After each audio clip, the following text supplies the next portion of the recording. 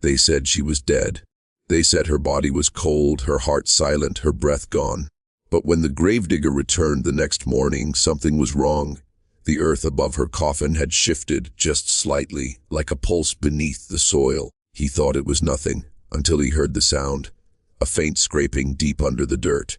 The sound of fingernails. There are stories buried in this country that were never meant to be dug up. This is one of them. The year was 1889, and in a small Pennsylvania town where superstition still ruled over science, a young woman named Mary Elphinstone was declared dead after a fever swept through her family. She was 23. Her father couldn't bear to wait the traditional 3 days before burial. Fear of infection spread faster than grief.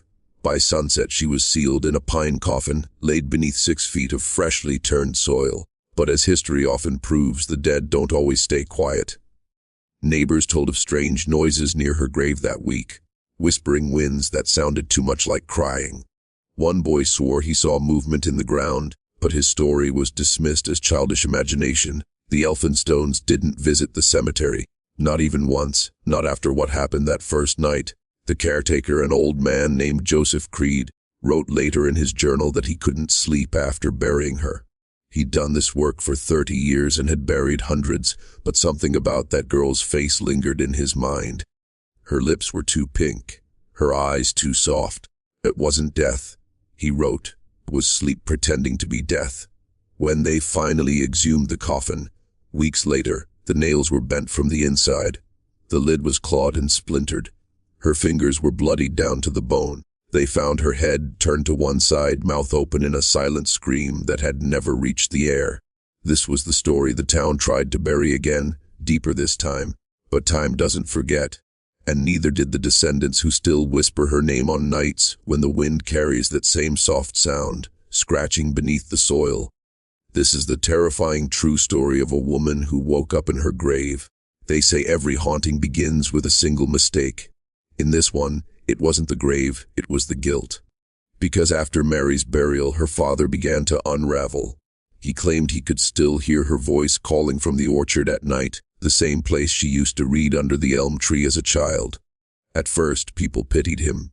Then they started to avoid him. They said the old man had gone mad, but he swore he could hear her whisper his name, soft, broken, desperate.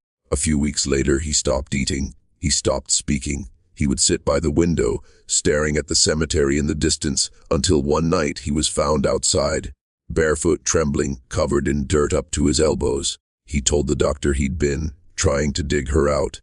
They restrained him for his own safety.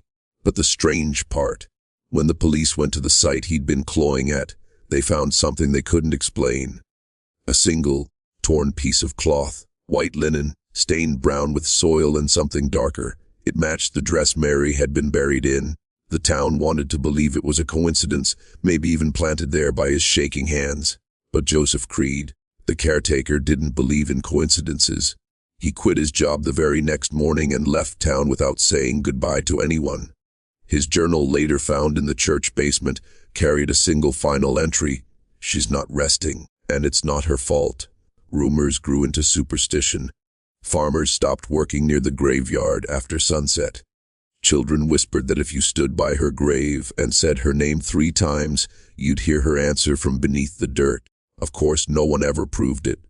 But some nights, even now, people claim to hear faint scratching coming from that forgotten patch of earth, like something still trying to be heard. Maybe it's imagination. Maybe it's guilt carried through generations. Or maybe it's a warning about how easily the living mistake stillness for peace. Years later, long after the fever had faded from memory, a man named Thomas Elphinstone, Mary's nephew, returned to that same Pennsylvania town. He'd grown up hearing fragments of the story, but the family treated it like a ghost that shouldn't be named. Whenever he asked about Mary, someone would hush him. She died young, they'd say, or don't bring that up, it brings bad luck. But curiosity runs deep in certain bloodlines. Thomas was a historian by nature, and by trade, a man who believed truth should never be buried, no matter how grim. He came to restore his family's plot and, in doing so, uncover what really happened to the aunt no one would talk about. The cemetery was overgrown by then, the stones leaning like wary sentinels. Mary's marker was cracked straight down the middle, the inscription almost erased by rain and time. But the moment he laid his hand on that stone, he said he felt warmth. Not in the air, not in the sunlight, but in the stone itself. As though something beneath it still held life. He didn't believe in ghosts, not yet. But as he started collecting records, he noticed something unsettling. Every person connected to Mary's burial, her doctor, the undertaker, the gravedigger, had died within a year. The cause of death in each case, sudden heart failure. The same phrase, written in the same looping old-fashioned script. It was too neat to be chance. At night, Thomas started dreaming of a woman trapped in a box of wood. He could hear her breath, could see her fingers clawing at the coffin lid until they bled. In the dream, she always turned her head toward him and whispered, "You left me there." He would wake drenched in sweat, gasping for air. But he hadn't left her there. He hadn't even been born. Or so he thought. Because what he didn't know, what no one in the Elphinstone family had ever told him, was that Mary hadn't been buried alone. When Thomas finally obtained the town's original burial records, the truth began to rot its way to the surface. There, in faint handwriting nearly erased by moisture and time, he found an entry beneath Mary's name, another burial on the same day, same plot, same coordinates. The second name had been scratched out, almost deliberately, but he could make out the first letter in H. He brought the document to the county clerk's office, hoping for clarification, but the clerk, an elderly woman with trembling hands, refused to speak after glancing at the paper. Her face drained of color. "You shouldn't have found that," she said, sliding the ledger shut with a thud. That grave was supposed to stay sealed. The next night, Thomas couldn't sleep. He went back to the cemetery with a lantern and shovel, driven by something he couldn't explain, something between dread and duty. The wind was sharp, carrying the scent of rain and rust. The ground gave easily under the weight of his digging, as though the soil itself wanted to be disturbed.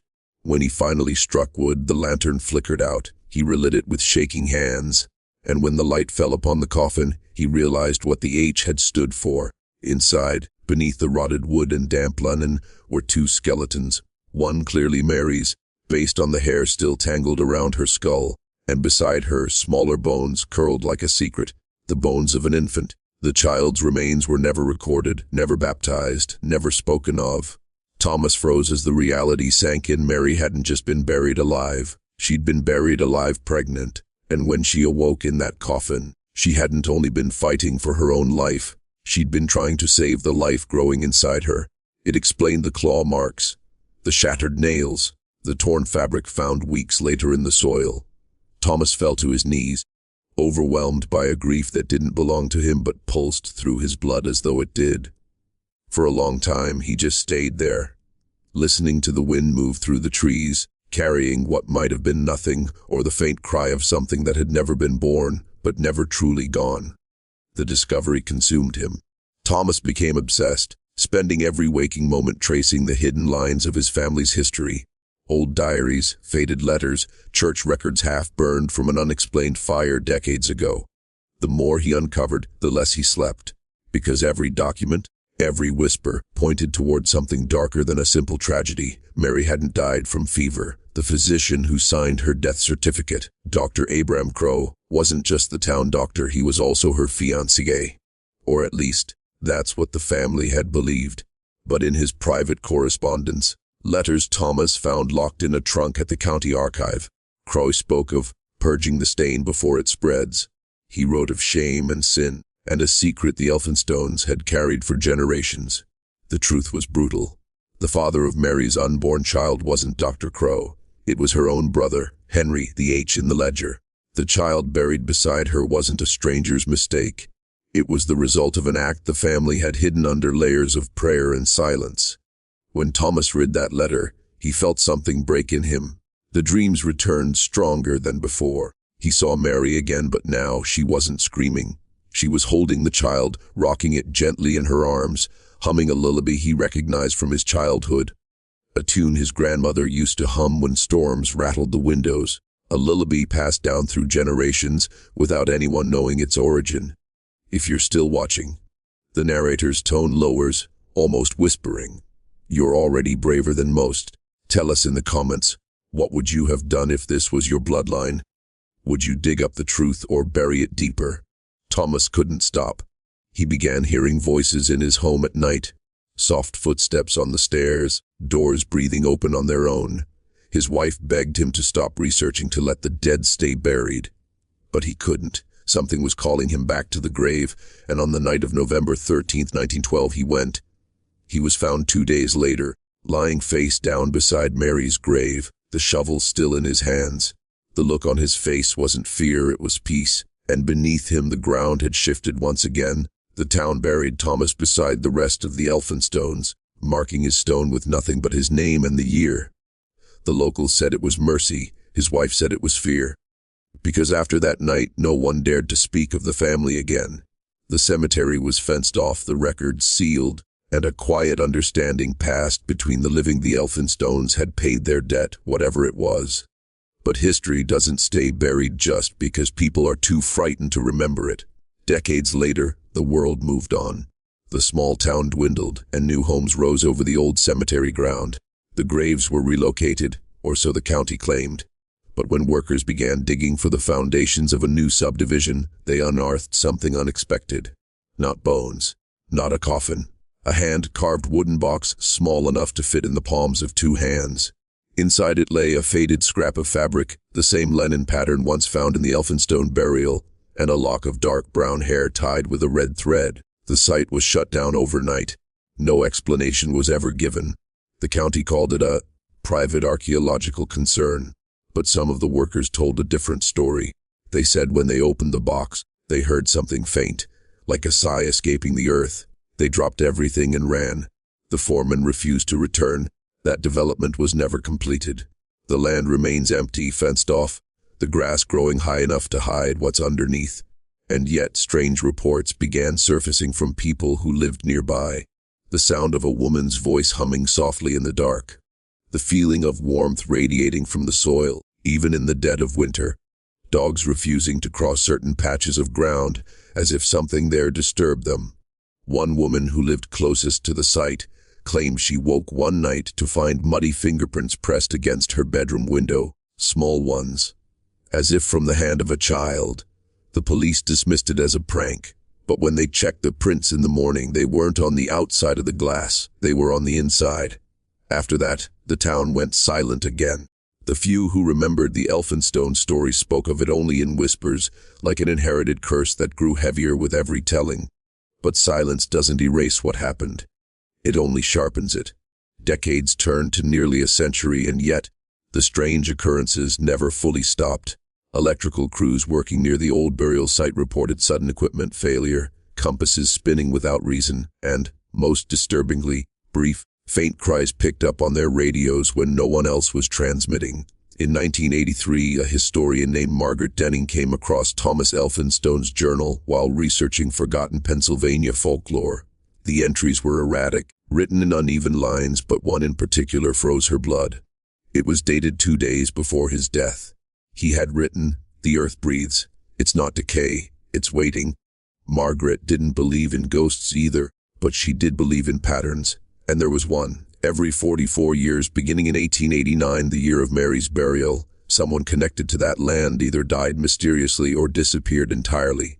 The town doctor, the priest, the caretaker, then Thomas. Then in 1956, a county surveyor vanished without a trace after being assigned to map the old cemetery ground. His equipment was found neatly stacked beside a fresh patch of turned soil. His body never was. By her calculations, the next cycle would fall in 2000. She wrote about it in her notes, though no one took her seriously. Then, that winter, a blizzard hit the region. Nothing unusual for Pennsylvania, but when the snow thawed, a section of the hillside collapsed, revealing part of a coffin. It was empty. The nameplate had rusted beyond legibility, but fragments of letters remained ME. The town sealed the slope, fenced it off, and called it erosion. But Margaret, who had taken a photo before authorities arrived, swore the coffin had been opened from the inside. After that, she stopped her research. She told friends she was done with dark stories, that some things in history don't want to be seen. Yet before she retired, she wrote one final line in her field notebook, hidden on the last page. If she ever wakes again, it won't just be for herself. In the years that followed, the story of Mary Elphinstone faded from the living world again, dissolving into rumor, then folklore, then nothing. But folklore has a way of surviving in whispers, and in small American towns, whispers are just as strong as prayers. Teenagers dared each other to visit the old fence line, to stand there at midnight and listen for the hum of her lullaby. Most heard nothing but the wind. A few swore they heard something else, a heartbeat beneath their feet, steady and faint. None stayed long. By 2010, urban explorers rediscovered the legend online. They called the site the Sleeping Bride of Pennsylvania, a nickname that spread across message boards and ghost forums. Videos appeared of people trespassing into the overgrown lot with flashlights, daring the dead to answer them. Most of those videos vanished within days, either deleted or corrupted beyond repair. One, however, survived long enough to be seen before being taken down. In it you can hear a woman's voice, soft, close to the camera, say, "Don't leave me again." The voice doesn't match any of the explorers. The timestamp shows the video cutting off abruptly at 3:03 a.m., followed by static and a faint scraping sound. When police investigated the area weeks later, they found nothing but a circle of disturbed dirt, fresh, damp, as if something beneath had shifted again. Locals stopped talking to outsiders after that. The county declared the land environmentally unstable and officially condemned it. But those who live nearby still say the air feels wrong there, heavy like before a storm. Some nights, fog rolls in thick as smoke, and they swear they can see the outline of a woman walking through it, barefoot, in a torn white dress, carrying something small in her arms. And sometimes, when the wind dies and the world goes perfectly still, they say you can hear her whisper to that child she never got to hold, "It's not over yet." Because maybe it isn't. Maybe what was buried wasn't just her body, but a grief so deep it could never rot. And grief always finds its way back to the surface. In 2022, a research team from a nearby university petitioned to study the condemned ground, officially for soil composition, but privately for something else. Among them was Dr. Emily Harker, a cultural anthropologist who had read the fragmented accounts of the Elphinstone tragedy. She believed the story represented early rural trauma around death and disease, nothing more. Yet when her team broke through the first layer of untouched soil, her certainty began to erode. The instruments behaved strangely. Magnetic readings fluctuated without pattern. Batteries drained within minutes. Audio equipment picked up low-frequency sounds that registered just below the human threshold. Steady, rhythmic like breathing. The crew laughed it off at first. But on the second night, one of the graduate students, who had been cataloging unearthed debris, vanished. His camera was later found near the base of the hill, lens cracked, still recording. The footage showed only dirt, but the final minute carried a whisper, a woman's voice again. The same voice from the 2010 video. "It's cold down here," it said. They shut down the excavation immediately. The university denied any disappearance, claimed the footage was digitally tampered, and sealed their findings under academic privilege. But Dr. Harker quit her position soon after. In a private interview recorded months later, she admitted she had taken something from the site, a fragment of wood from what she believed to be the original coffin. She kept it on her desk, thinking it harmless, until one morning she found it damp to the touch, though her office was dry, and carved into its surface, faint but visible, were words she didn't put there, "You heard me." After that, she destroyed the fragment, burned it, scattered the ashes. But the smell lingered, not smoke, earth, the heavy, wet scent of soil after rain. She said it clung to her hands no matter how hard she washed them. When asked if she still believed the Elphinstone legend, she said only this: "Legends don't wake you up at 3 a.m., whispering your name." The interviewer never published her statement. 2 months later, Dr. Harker moved out of state and disappeared from public record. And just like that, the story tried to bury itself once again. But some stories refuse burial. They cling like roots, threading themselves through generations until someone else digs too deep. And that's exactly what happened in the spring of 2025, when a podcast called Echoes of the Dead decided to revisit the Elphinstone case, this time with modern forensics and digital reconstruction. The host, a man named David Lang, prided himself on debunking supernatural myths. He wanted to prove the Elphinstone haunting was nothing more than folklore born from grief, guilt, and rural superstition. But what he found was something even darker, because the evidence didn't deny the legend. It confirmed it. David obtained a copy of the long-sealed county coroner's logbook. Hidden in the margins of the original 1889 report was an unsigned note written in faded ink. Revivification suspected. Reinterment ordered by the father. No witnesses. That single phrase shattered a century of denial. Revivification, the act of returning to life. Someone in authority had known Mary was still alive when she was buried again. David released the first episode of his investigation in late March. Within 48 hours, it went viral. Listeners were enthralled and terrified. In the second episode, he played what he claimed was recovered audio from a forgotten reel-to-reel tape found in the county archive, dated 1912. The hiss of old recording filled the air, then a man's shaking voice. Thomas Elphinstone saying, "She's moving under us. I can hear her breathing." The podcast's final episode never aired. During the recording session, David abruptly stopped mid-sentence. Listeners heard him whisper, "There's someone in the room," followed by a loud scraping sound, then silence. His co-host later said the studio lights flickered, the microphones died, and the temperature dropped so suddenly she could see her breath. When police arrived, the room was empty. The recording equipment was still running, and on the soundboard, faint and wet, were two small handprints, one large enough to belong to a woman, the other impossibly small. They closed the investigation. The podcast's archives were wiped from the web, but fragments circulate even now, copied, reposted, retold, and in every version one sound remains at the very end, that same soft hum like a mother singing her child to sleep underground.